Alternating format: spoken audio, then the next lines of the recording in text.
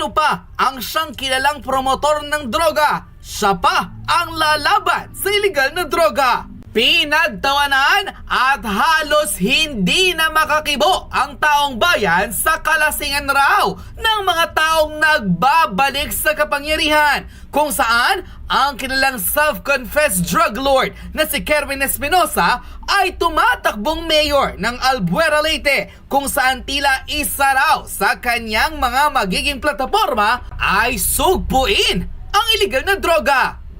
Tila nalito ang maraming netizens online nang mabasa ang balita mula sa Inquirer.net, kung saan ibinahagi ng dating convicted criminal at ngayon tumatakbong alkalde ng Leyte, partikular na sa syudad ng Albuera, na lalabanan raw niya ang samot-saring droga sa kanyang lungsod. Hindi raw malilimutan ng taong bayan ang tila pag-amin ni Kerwin noong 2016 nang ito'y mismong magsalita sa harap ng Senado at amining siya ang pumondo sa naging election campaign ng former senator na si Leila de Lima. Sa nasabing pahayag, sinabi mismo ni Kerwin Espinosa na nagbigay siya ng mahigit sa 8 milyong piso sa dating senador para sa kampanya nito nung tumatakbo last 2016 election. Ngunit tila ang nakakapagtaka raw dito matapos siyang palayain ng Kongreso at i-acquit sa samot-saring charges na isinampas sa kanya. Paano raw lalabanan ni Kerwin Espinosa ang droga na kung tila ito raw ang pasimuno ng iligal na gawain sa kanilang probinsya? Maraming netizen ang tila hindi makapaniwala sa politika ngayon ng bansa na kung sino pa ang dating kriminal, siya pa ang nangangakong maglingkod ngayon sa taong bayan. Hindi naman raw sa panghuhusga, pero tila kalhina-hinala raw ang ilang mga hakbang na ginagawa ng mayoral candidate ng Albuera, Leyte, kung saan sabi mismo ng ilan sa kanyang mga kababayan, tila magiging talamak uli raw ang droga kapag ito ang naupo bilang alkalde ng kanilang probinsya. Dahil dito, isang netizen online ang nag-viral sa kanyang social media post matapos ang kanyang mga revelasyon na hindi raw aksidente na lumulutang ang mga ngayon self-confessed drug lord na gustong magkaroon ng posisyon sa pamahalaan dahil unti-unti na nga raw tayong sinasakop ng mga ganit sa kapangyarihan. Ayon sa kanyang social media post, naging biruan na namin dati na drug lord should vie for government position to legalize drugs and legitimize drug use. Just like how the CPP, NP, NDF is now enjoying political legitimacy, kaya harap-harapan na ang kanilang presence using their representatives sa lower house lalo na. Kung kahapon lumabas ang balitang ito ay hindi ko paniniwalaan kasi iisipin kong April Fool's prank. Kerwin of Albuera, Leyte is now running for mayor. Ang mga nang hold up last time sa Davao City were identified na galing di umano sa Albuera. Kaya doon pa lang nagduda na kami na political strike ito at hindi lang ordinary ang Brazen Criminal Act. Ang Albuera, Leyte ang capital ng drugs noong panahon ng ama niya. Ang pagkamatay ng ama niya na si Albuera Mayor Ronaldo Espinosa na namatay noong 2016 ang isa sa mga cases ng EJK laban sa dating Pangulong Duterte. Si Kerwin ang isa sa mga nagdiin kay Senadora Leila de Lima sa koneksyon nito sa drug trade. Unquote. Ayon mismo sa controversial at trending post na ito ng isang netizen, hindi raw nagkataon na lumutang muli ang pangalan ng self-confessed drug lord na si Kerwin Espinosa na tumatakbong mayor ng Albuera, Leyte. Hindi rin daw aksidente na ang mga nanggulo sa Davao at nanubok mang hold up ay mga taga Albuera, Leyte. Hindi rin daw nagkataon lamang na ang isa sa mga EJK cases na isinampas sa ICC laban kay former President Rodrigo Duterte ay ang kaso ng ama ni Kerwin na napatay noong 2016 nang simula ng dating Pangulo ang kanyang kampanya kontra illegal na droga. Narito at panoorin ang pinaka-kontrobersyal na video online kung saan umani ng samot-saring katatawanan sa social media matapos sabihin ng dating self-confessed drug lord na si Kerwin Espinosa na lalabanan nito ang illegal na droga. Maging ang kanyang naging mensahe kay former President Rodrigo Duterte matapos ang pag-aresto nito sa bisa ng Interpol at pagdala sa kanya sa International Criminal Court. Ilang netizen binalikan at pinatunayang hindi raw nila makakalimutan ang pag-amin ni Karen Espinosa 8 taon nang nakakaraan, kung saan kahit pa raw pabanguhin ito ang kanyang pangalan sa darating na halalan, hindi raw malilimutan ng taong bayan na ito ang nanglaglag kay Senator Leila de Lima at umamin sa harap ng Senado na siya ang utak sa pagbibigay ng higit sa 8 milyong pisong campaign funds ng dating senador noong 2016 election. Mga taga-Albuera Leyte, inabisuhang mag-isip-isip kung iboboto raw ba nila ang self-confessed drug lord na minsan ang nagpahirap sa buhay ng mga kabataan dahil sa tila ibinebenta nitong illegal na droga. Narito't panoorin ang full video. Para sa kalaman lahat, hindi ako against sa dating Pangulong Duterte. No? Sa kanyang sarili, alam na niya ang mangyari tungkol sa ICC na yan. Alam na niya kasi abogado siya, naging piskal pa. Marami siyang inamin na mga patayan sa Pilipinas. At hinamon niya ang ICC na nasaan na daw, ba't hindi pa daw siya pinuntahan. Baka na raw mamatay na lang siya at wala pang nangyari na pagpunta ng ICC sa ating bansa. So, sa aking sarili, with my own opinion, normal lang siguro yun na nangyari sa kanya. Hindi ako happy, hindi rin ako malungkot. Na-neutral ang naramdaman ko kasi hayaan natin ang ICC na mag-imbestiga, lalo na ngayon na nahuli na siya. Huwag natin paunahan ang ICC kasi may may due process na nangyayari. Magpasalamat lang tayo na ang nangyari sa dati nating presidente ngayon ay dumaan talaga sa due process na hindi katulad noong panahon niya na hindi maraming biktima na hindi dumaan sa saktong proseso. Suspected pa lang, pinapatay na at inaamin pa niya. Yun lang po. Thank you, sir.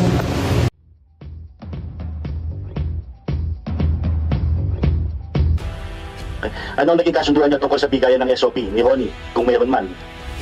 Nag-uusap kami ni Ronnie noong time na yon, August 2015, nung nag-uusap kami ni Ronnie, hinihingi niya sa akin ang halagang 2 million pesos buwan-buwan. Pero hindi ako nagbigay nito kasi hindi ko to kaya. Tumawad ako sa kanya hanggang umabot kami ng 700,000 pesos monthly. At sabi niya, nung tinawaran ko tong 2 million, kasi ang sabi niya, pareho na lang kayo ni Jaguar. Kasi same level naman kayo eh. Sabi ko sa kanya na, sir, yung sinasabi mo na level kami ni Jaguar, hindi ako level ni Jaguar. Underling ako lang ni Jaguar, mababa ako sa kanya. So tumawad ako sa sinabi niya na 2 million monthly. So nagkasundo kami ng 700,000 monthly. So sabi niya sa akin, nung tumawad ako ng 700,000, sabi niya na, sige, sabihin ko muna kay ma'am kung okay ba. So naputol yung istorya namin. Pagkatapos nung naputol na, at ilang sandali, tumawag siya sa akin. Sabi niya, okay daw yung 700,000 a month, pero magbigay ka daw ng goodwill na 2 million pesos. Ito na, goodwill na to. So, sabi ko sa kanya, o sige, magbibigay ako pero hindi sa ngayon. Kasi bubuuhin ko pa tong perang to, kasi may kalakihan. So, nung nabuo ko yung pera, nag-text na ako sa kanya after 2 days, nabuo ko yung pera. Tumawag na ako sa kanya na, oh, sir, nandito na yung pera, buo na. So yun, nag-usap na kami para saan kami magkita. Ito na yun, di ba? Naibigay mo ba yung 2 million na goodwill money kay Ronnie? Oo, nabigay ko to. So nung nag-usap na kami ni Ronnie kung saan kami magkikita, kasi nabuo ko na yung 2 million na para sa goodwill, nag-usap kami. Sabi niya, magkita na tayo pare sa ano na lang sa MOA. Kung saan sa MOA? Sa building E ng MOA, sa parking lot. So, sa fifth floor, ang sinabi niyan sa akin sa time na yon. So, pumunta ako, pasado, 1:00 ng hapon. Doon kami nakita sa building A sa MOA. Sa building A sa MOA, sa parking lot. Pinapunta niya ako sa fifth floor. Pagtawag ko sa kanya, saan sa parking lot daw, sa fifth floor. So, umakyat ako sa fifth floor. Ito, nandito na ako sa fifth floor, sir. Sabi niya, ano ang sasakyan mo? Ito, Grandia, na puti. Sige, baba ka sa fourth floor. Dito ka pumunta sa poste na may marking na letter K. May portioner dito, tumabi ka. So pagtabi ko, so tumawag siya sa akin, bumaba ako, tumabi ako doon sa kanya, tumawag siya sa akin, ikaw yan pre, ikaw yan, Win? Oo, ako. So binuksan ko yung pintuan, binaba niya naman yung ano niya, yung window niya, sumilip lang siya. So pagkita ko nga confirm, siya ang kausap ko, binuksan niya na yung driver side niya, inabot ko na yung pera, sabi ko sa kanya, ito na sir. So inabot ko sa kanya, umalis ako kagad. May kasama ka ba noong makipagkita ka kay Ronnie? Oo, meron akong kasama yung driver ko na ang pangalan niya ay si Ervin. May kasama ba si Ronnie nung panahon na yon? Hindi ko napansin kasi tempted yung ano niya sa likod, tapos wala namang nakasakay doon sa drive yung front seat. Nabanggit mo kanina na maliban sa 2 million pesos na goodwill money, mayroon ka pang obligasyon kay Ma'am Laila na 700,000 pesos. Nakapagbigay ka ba sa kanya nung nasabing halaga? Hindi ako nakapagbigay ng 7,000 pesos monthly, 700,000 pesos monthly dahil tumawag sa akin at sinabi ng driver niya na pare, ang sabi ni ma'am na bago mag-eleksyon, kailangan makabigay ka ng 8 million pesos. At mag-usap na lang tayo pagkatapos ng eleksyon. Ano daw ang pag-uusapan ninyo pagkatapos ng eleksyon? Sinabi niya tungkol sa protection ko, sa negosyo ko, at sa area na pwede kong papasukin. Kailan mo nalaman na yung nagpakilalang driver bodyguard ni Ma'am Laila ay si Ronnie Dayan? Nung pangalawang pagbigay ko ng pera sa kanya, sa halagang 1.7 million pesos, noong October 2015, bandang 1:00 pa rin ng hapon sa Dampa, Macapagal Avenue. Nagkita kami sa isang restaurant na malapit sa kainan ni Claire de la Puente. So, same straight na yun. Pagpasok mo kay Claire de la Puente, sa dulo niyan, may parking yan dyan. So, nung inabot ko sa kanya yung pera na 1.7 million, ito ay tag 1,000 pesos bill, binandol-bandol ko. At nilagay ko sa plastic bag at saka nilagay ko sa paper bag. Nung pagbigay ko kay Sir Dayan, itong time na to, ito na yung time na tinanong ko na siya sa pangalan niya. Para malaman ko talaga kung sino yung pangalan niya kasi wala siyang binigay sa akin na pangalan. Ang binigay lang niya ay driver bodyguard lang daw siya. So naniniguro na ako nito sa time na to. Nabanggit mo rin na sinabi sa iyo ni Ronnie Dayan na ang kanyang hinihingi ay para kay Ma'am Laila de Lima. Subalit sa dalawang okasyon na yon na nagbigay ka ng pera ay wala naman si Ma'am Laila. Hindi ba sumagi sa isip mo na ginagamit lamang ni Ronnie Dayan ang pangalan ni Ma'am Laila de Lima? Sa time talaga na yon, nagduda na ako kasi wala akong nakita o tinig man lang ni Ma'am Laila. So nagduda na ako talaga sa kanya na baka hindi ito nakarating itong pera to kay Ma'am Laila. Ang pera na ibinigay ko ay buhay ko nakataya nun, kaya naniniguro na talaga ako, kaya may duda na ako na baka hindi ito nakarating sa kay Ma'am. Tapos ang sabi ko sa kanya na kung pwede sa susunod pwede ko bang makausap si Ma'am Laila o makita man lang na magkasama kayo. Yun ang sinabi ko kay Ronnie Dayan. Sinagot naman niya ako, walang problema. Mag-schedule lang tayo kasi hindi pwede tayo makita dito sa Manila kasi maraming mga mata. So yun, nag-usap kami at dumating sa punto na sinabi ko sa kanya na sir, ngayon nagpakilala ka na at tapos huwag mo nang banggitin yung pangalan kong Kerwin, Batman na lang ang code ko. So, binanggit ko na sa kanya yung code ko na ako ay Batman kasi sa mga illegal na transaction ko, Batman yung code ko.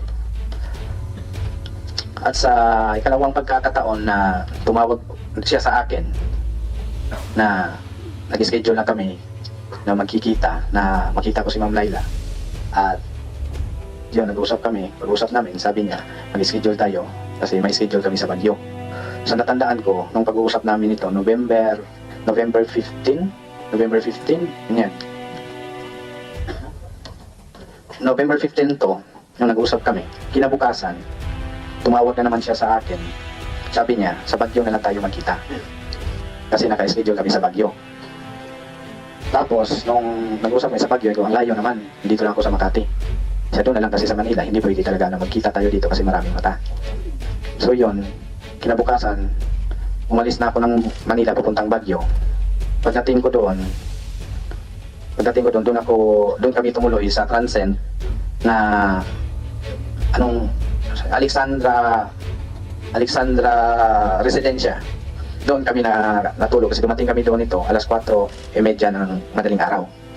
Dumating kami noon mga 17 kasi 16 umalis ako ng tanghali. Dumating kami doon alas 4, alas 3 ng hapon dumating kami doon 4:30 in the morning. So 17 na yun. So nagstay kami sa Transcend na to ng 2 araw. Inantay ko yung tawag ni Ronnie. So nung nagstay ako, 2 nights kami doon, tumawag sa akin si Ronnie. November 19 or to November 22, 2015 to. Tumawag siya sa akin sa mga petsa na to. Sinabi niya, nasaan daw ako. Sinabi ko sa kanya, nandito na ako sa Baguio. Sige, okay. Tumawag siya sa akin ito mga alas 11 ng umaga, 11 AM. Sabi, okay, nandito na ako, sir. Sabi ko sa kanya, nandito kami naka-check-in sa Alexandra Residencia. At yun, pagkatapos namin mag-usap, sabi niya, tatawag ako sa iyo ulit para makita na tayo. Ikaw, sige, sabihin mo lang sir kung saan. Mga alauna ng hapon, inaantay ko yung tawag niya, wala pa rin. Minis call ko na siya. So tumawag siya sa akin, nung nag-miss call ako sa kanya, 1 PM sa hapon, nag-miss call ako. Tumawag siya sa akin, mga 2:10 o 2:20 ba yun, ng hapon. Sabi niya, sige, dito na kami. Punta ka dito sa Burnham Park. So, tapos niya, huwag mong kalimutan dalhin ang pera na para kay Ma'am Laila. So, yun. So, siguraduhin mo lang, sir, na makita ko si Ma'am o makausap ko man lang siya. So, yun. Tinawagan niya ako. Nag-proceed na ako doon sa Burnham Park. Nag-parking ako sa harap ng Burnham, yung may kainan dyan. Hindi ko na ano yung kainan na dyan. Sa Burnham Park. Nag-park ako doon. Tapos tumawag ako sa kanya, sir, nandito na kami sa Burnham. Pero dito pa kami sa parking. Sige, baba kayo. Nung bumaba kami, kasama ko yung asawa ko at mga anak. Tumawid kami ng daan, papasok ng Burnham Park. Yung sa may kainan. May kainan doon at may skating area na pagpasok mo doon kami banda, nakita ko na si Ronnie. Oh, sir, musta? Ganyan. Okay. Doon si ma'am sa unahan. So sabi niya, punta ka na, sama ka sa akin, lalapit tayo kay ma'am. So nung pumunta ako doon, kasama ko siya, siguro mga 4 or 5 meters. So sabi niya, dito ka lang kasi sabihin ko kay ma'am na ikaw yun. So yun, sabi niya, narinig ko yung niya, lumapit na siya kay ma'am, tapos sininyasan niya ako na lapit. So nung lumapit ako, sabi niya sa akin, narinig ko siya, sabi niya ni ma'am, ma'am si Batman. So yun, yung mangulang, tumingin ako kay Ma'am Laila, nung pagtingin ko kay Ma'am Laila, yung mangulang siya sa akin. Okay, so bumalik sa akin si Dayan. Pagkatapos noon, bumalik siya sa akin, pero malapitan lang kami doon. Bumalik siya sa akin, sabi niya sa akin, dala mo ba yung pera? Oo, dala ko, sir. Nandun sa sasakyan kasi naiwan doon yung driver. So sabi niya, tara, puntahan natin. So iniwan ko yung mag-ina ko at saka yung anak ko doon sa loob ng Burnham. Bumalik kami sa parking lot. Pagbalik namin sa parking lot, doon sabi niya, itabi mo dito sa sasakyan ko ang sasakyan mo. So tinabi ko, ang dala niyan sa sasakyan, Fortuner na itim at ang natandaan ko lang sa plaka, PNP yung nakatatak doon. So lumapit na ako sa sasakyan ko at sumakay ako doon pa rin sa mismong pwesto ko sa likod. Bumalik ako, tinabi ko yung sasakyan ko sa Fortuner niya ni Ronnie. Tapos yun, kinausap ko na yung driver ko na tabihan mo yung Fortuner. So tumabi na siya, tapos nagtawag sa akin si Ronnie. Okay, sige, dyan lang park. Pag-park, inopen niya yung driver side niya. Inopen ko din yung slide ng grandiya ko. Inabot ko sa kanya yung pera na ang nilagyan ko, paper bag pa rin. So yun, pagka natanggap na niya yun, so bumalik kami sa pinagparking na namin dati, bumaba ako. Nung pagbaba ko, so pabalik na kami doon pabalik na kami sa loob ng Burnham. Pagbalik namin sa Burnham, kasama ko na, bumaba na rin yung driver ko. Magkasama na kami doon sa pagbalik ng Burnham. Tapos bumaba na rin si Sir Dayan. Nandun siya nag-abang sa amin sa may entrance ng parking gate. Sabay kaming pumasok. Sabi niya sa akin, ano ngayon, naniniwala ka na, nakita mo na si ma'am. Ko, oo naman. So pumasok kami, bumalik kami sa pwesto nung may mga bisikletahan ng bata. Kasi nandun iniwan ko yung pamilya ko. Sabi niya, pwede ka naman magpa-picture kay ma'am. Lapitan mo, kasi alam naman niya eh. So yun, bumalik kami doon. Tinawag ko yung asawa ko. Ma, halika, pa-picture tayo ni Ma'am Laila. So nagpa-picture kami kay Ma'am Laila. Pagkatapos noon, nagpa-picture kami. Pagkatapos ng picture, nag-shake hands ako sa kanya at nag-ano ako ng thank you ma'am. Tapos sinabay ko yung pagsabi kay ma'am kung natandaan niya na nandun na yung pera kay Ronnie ma'am. Tapos pagkatapos noon, umalis ako. Yun, masyala kami sa loob ng Burnham. Hindi kayo nagkaroon ng usapan ni Ma'am Laila de Lima. Wala. Hindi naman sabi, binatingan ako ni Ronnie na hindi yan makipag-usap sa maraming tao. Pinakilala ka lang ni Ronnie Dayan, ikaw si Batman, tapos nagpa-picture lang kayo. Oo. Okay. Ano nangyari pagkatapos? Pagkatapos na namasyal na kami ng mga anak ko doon sa loob ng Burnham. So yun, hanggat umuwi na kami sa Transite, yun, tapos na yung ano namin. Nung binigay mo yung pera kay Ronnie sa sasakyan, sakay din ba si Ma'am Laila de Lima? Wala. Paano nalaman ni Ronnie Dayan yung codename mo? Sinabi ko sa kanya nung second time na nabigay ako ng 1.7 na wag mo na akong tawagin sa pangalang Kerwin, kundi ang codename ko ay Batman. Okay. Bukod doon sa 3 naunang SOP na binigay mo para kay Ma'am Laila, nasundan pa ba ito? Oo. Kailan? February...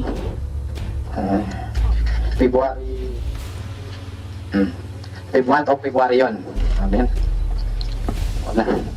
February yun ang last na ibinigay ko kay Ronnie Dayan. Month of February yun kasi November 19 to 22 yung nagbigay ko sa Baguio. So noong February, nagbigay ako kay Ronnie Dayan na naman ng 2.3 million. Doon ko binigay sa SM Mall of Asia sa Building E, sa parking pa rin, ang 2.3 million. So yun, para nagka-close na kami ni Ronnie, tawag-tawag na, ganyan, kumustahay na kami. Yung February, binigay ko kay Ronnie doon sa 4th floor ng Building E sa MOA, ang 2.3 million. Magkano ang kabuang pera na ibigay mo na para daw kay Ma'am Laila? Nakomplito ko yung sinabi ni Ronnie na magbigay ako ng 8 million before mag-election. Noong mga panahon na yon, may hinihingi ka ba na anumang pabor kay Ma'am Laila? Wala naman akong hinihingi kasi yung sa area ko, wala namang problema doon sa takbo ng negosyo ko sa droga. At sa palagay ko, yun na siguro, nakatimbre na siguro yon sa mga PNP na huwag niyong galawin ang taong to, lalo na sa area niya.